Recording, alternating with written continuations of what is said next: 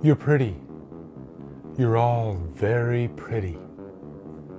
It takes a lot of love for someone to review a movie like Slumber Party Massacre.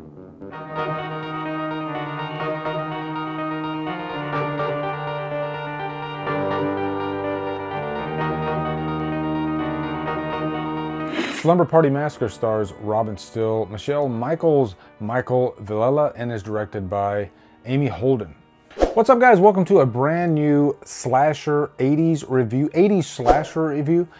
This one is going to go out to a good friend of mine, Jill, on Instagram, better known as the Horror Ghoul. If you are on Instagram, you probably know Jill because she has one of the coolest horror feeds I think I've ever seen on Instagram. And she loves like retro stuff. She loves VHS. But really, she's a damn good photographer because a lot of her images are so cool. And here's one right here that she did recently. She was watching Slumber Party Massacre with pizza because no slasher movie goes better with pizza than Slumber Party Massacre. Well, life goes on after all. And I just watched this Blu-ray here the other night. I didn't realize how hard to get the sequels are. And I recently just purchased the sequels and I'm not proud to say how much I spent on them, but yeah, they're out of print. You can still get the first one on Amazon for a pretty good price. I'll put an Amazon affiliate link below so you can find that. But good luck finding the double feature with 2 and 3. That one's pretty tough to find right now. It's out of print. But all are Shout Factory releases. But I'm glad I have this movie. And you know what? If you ask me, have I ever seen Slumber Party Massacre? Technically, yes. But realistically, no. I don't remember a single frame of this movie because I remember seeing it back in the 80s, actually. You know, one of those video nasties. I either rented the VHS or something like that back when I was a teenager. And I must have watched it, and I might have even watched the sequel, but I don't remember them at all. So really, I'm going into this review completely blind. But let me just say, I really, really loved this movie. So you get 2 reallys and 2 loves, and this movie earns all of it. I'm surprised how much I love this movie because, you know, looking at the cover here, it's not, you know, it looks like B-movie cheese, and it is that, but there's some really great kills in this movie. There's an awesome killer. You know, it's not all comedy. This is more of a comedy-based slasher than most, I'd say, but it's not as funny as you would think it is. It takes the subject matter seriously, which is not an easy thing to do. So, Amy Holden, bravo to you, ma'am. You did a fantastic job directing this movie.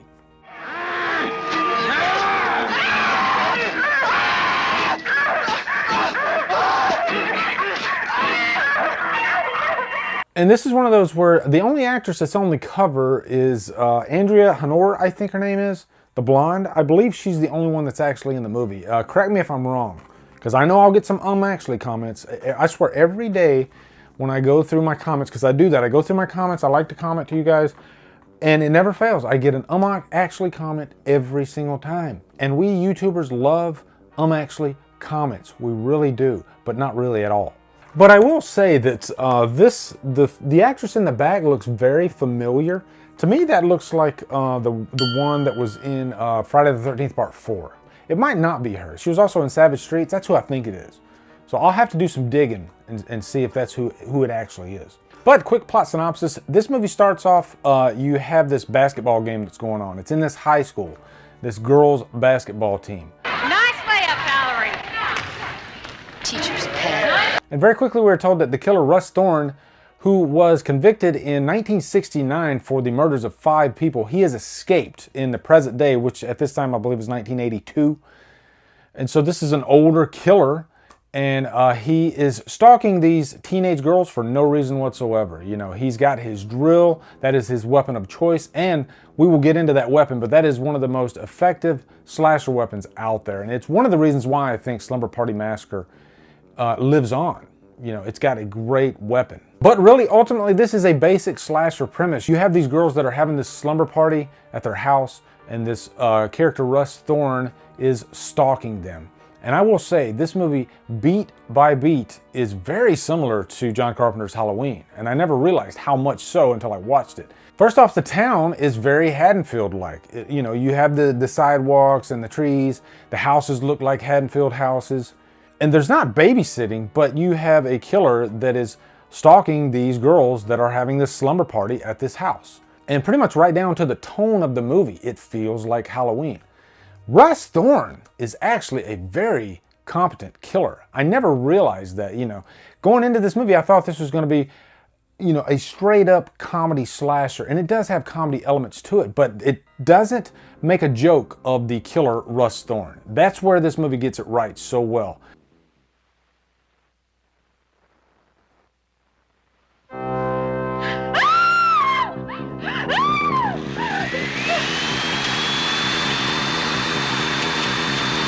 The actor that played Russ Thorn, Michael Villela, he took this role very seriously, actually. He approached it in like a method actor type of way. He played it like an animal, actually. He played it like a peacock. If you watch his movements in this movie, they are very animalistic.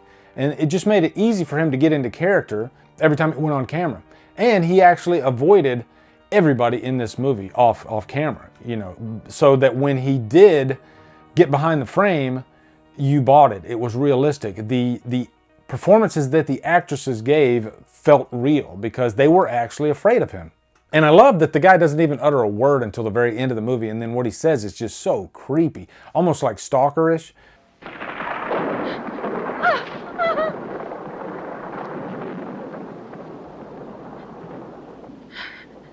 You're pretty. All of you are very pretty. Please don't do this. I love you.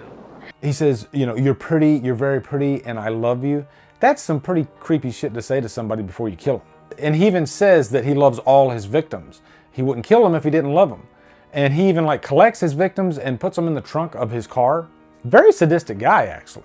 Now, this is directed by a female director. Amy Holden Jones actually directed this. I actually posted on Killer Flicks today, name some of your favorite horror films that are directed by females. And there were just a long list of them, and I never realized how many great horror movies are directed by females, actually. And I think maybe when you have a woman's sensibility behind the camera, there's really no guard that's put up like when you have a man directing a movie. They might approach a female character differently than a woman would. There's more of a freedom to approaching your female characters as a woman director. And at face value, you'd think a horror movie directed by a man might have more nudity, but no. This one actually has the same amount, if not much more nudity than most Friday the 13th movies. And also, metaphorically speaking, the killer, you can tell that the weapon that the killer is using is almost seen kind of phallic-like his weapon is actually a penis. So much so that by the end of this movie, it is chopped off. And the killer loses his mojo. And then he is killed. So there's definitely some social themes in this movie. Now, as far as the characters in this movie, I mentioned the comparisons to Halloween. You have your Laurie Strode type character in this movie in Valerie. Valerie is very similar to Laurie Strode. She even kind of dresses like her, actually. Her mannerisms are like her. She's a new student at this school, and she seems much more innocent. And then you got the three girls that are having the slumber party. All they do is talk about boys. They come off as promiscuous, but they do feel relatable too. They do feel almost like the girls next door. When we're growing up as teenagers, and some of you might be teenagers, there are characters like this in our lives. And so it just gives it a little bit better sense of realism. But jumping back to Russ Thorn and his weapon, like I said, every horror icon is going to have their weapon of choice. And the drill is definitely one of the best slasher weapons ever. And it's used in full effect in this movie, actually. It's kind of eased into it. Like in the first kill, it's just in a van. A lot of the kills are kind of off screen. You see a shadow of the drill. But then there are some scenes where, you'll have a character walk into frame and then a drill bit will go right through the character's chest or their shoulder.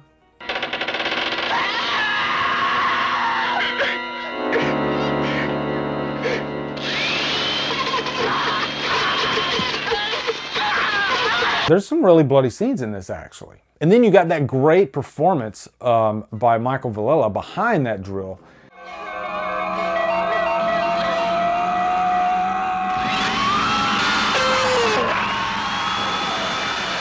I'm surprised that Russ Thorn isn't talked about more. You know, this guy is really one of the most underrated slashers, I think, ever. And it's kind of sad that the guy actually dies at the end, because I would have liked more movies with Russ Thorn. I haven't seen part 2, so if he makes a return in that one, I'm not sure. But he was a great ass killer.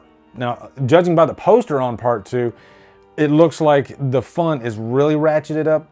There are some really fun gags in this movie too. You got the one kill in the refrigerator where the actress, you can tell she's like holding on to something in the refrigerator, and every time Courtney, Valerie's sister, opens the door, she just slowly falls out of the refrigerator. But guys, in the end, I freaking love the hell out of this movie, Slumber Party Massacre. I'm so glad I finally watched it.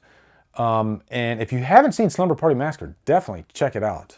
It is one of those movies that kind of jumps out at you as far as like the name goes. You know, even if you haven't seen the movie, you recognize the name, Slumber Party Massacre. I'm definitely going to give this movie a super high purchase worthy. I almost gave it like a Trapped on an Island. I was losing my mind last night. I was so in love with this movie. But definitely a high purchase worthy. So anyway, post in the comments your thoughts on Slumber Party Massacre. Looking forward to hearing them. Also, be sure to come over to Killer Flicks, where we talk horror all day and every day. And on Fridays, we do Free For All Fridays.